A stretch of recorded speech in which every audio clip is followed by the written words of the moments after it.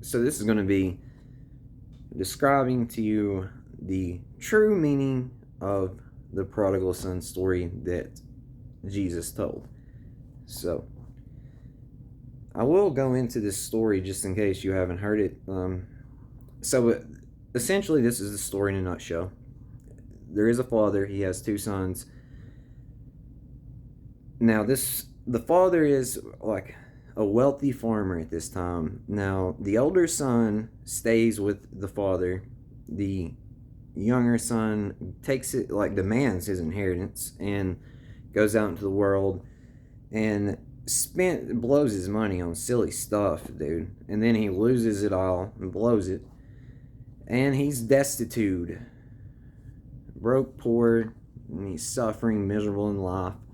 Then once he overcomes, some mental things and lets his pride get out of the way, he realizes he needs to return home. So he returns home, and he doesn't know how the father's going to handle it. He's like, telling himself shit in his head, and doesn't know how the father's going to handle it. But he goes home, and then the father meets him at the gate, arms wide open. He's like, "Come here, son," gives him a hug. "I love you. Glad you came home. Go out here and slaughter the fattest, best cow we have, and we're gonna get a feast for you." So the older son's like, "What the fuck, dude?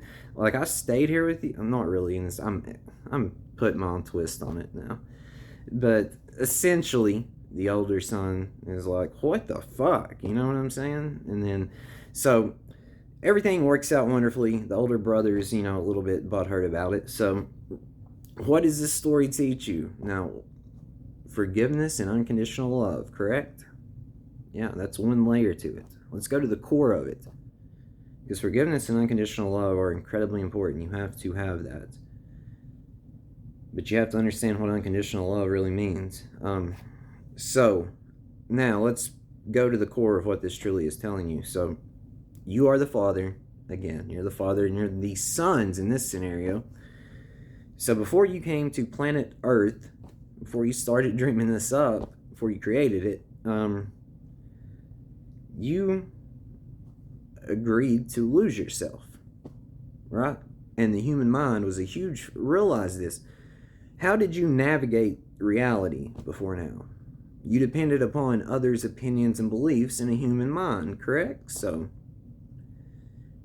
logic and intellect. So, how did that work out for you? So what this is saying is, before this happened, you agreed that you were going to lose yourself. That way you can find yourself. Now, once you have returned home, which is, again, you're all these characters, brother. Once you return home, you cut the logic and the human mind out and live with your heart. Live with yourself. Live with the truth. That is ultimately the true meaning of the prodigal son story. So, the prodigal son has returned. Welcome home, brother. Welcome home.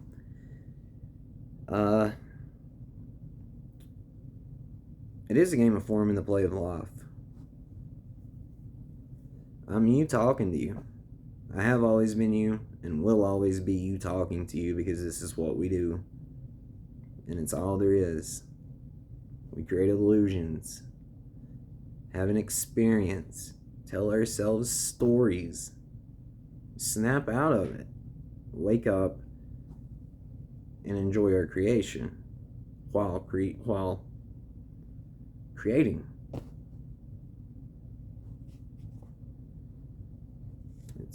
It's beautiful. It's simple if you let it be. And this is the whole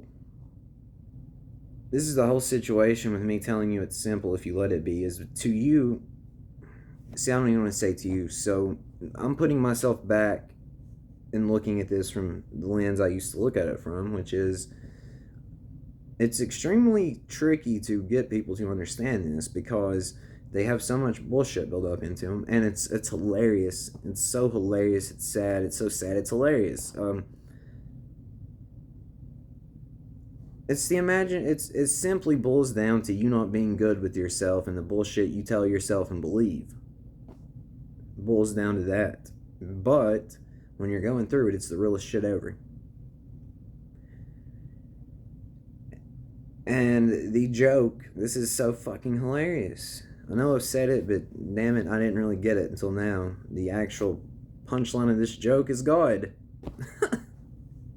You've given. Listen, I'm about to sum up what you've done your entire fucking life, and tell me if I'm wrong. You have taken things and opinions and beliefs that other people in this world told you, and you put it on your shoulders. Am I right or wrong? And since you started believing this, you started thinking this is the way to go. You started telling yourself bullshit and believing it, right? And you've got this. Let's go to the God aspect of this, man. You've had these people tell you that all this shit about religion and God, and you it's built up so much shit that you feel it in your, like, you feel like you're. It feels like something's hurting when someone brings up or God in this manner.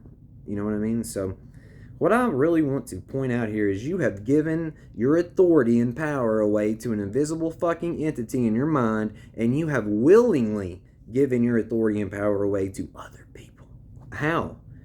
By going along with bullshit. By telling yourself bullshit and going along with it. 1. 2, you gave your power and authority away by actually giving a fuck what anyone else thinks of you. All a mind game. But you have to realize it's a mind game. Every single bit of it. And it's so fucking simple and easy to fix this once you get your mind right. But the problem is, man, programming. And it's hilarious because it's what you wanted. It's so fucking hilarious. It's sad and hilarious at the same time. So yes, God is the punchline of the joke, but God isn't a joke because, again, that's just describing you, man. Like, we're not talking bad about any of this. I'm just trying to get you to wake the fuck up. So,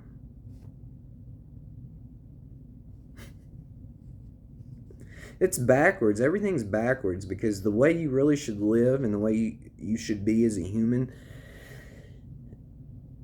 is like the complete opposite of the way this shit show told you to behave, conduct yourself, the way to think, the way to communicate properly. Man, you went against madness. Like, goddamn, realize it. Give yourself a pat on the back. So, I love you. Wipe the rest of this shit out of your eyes.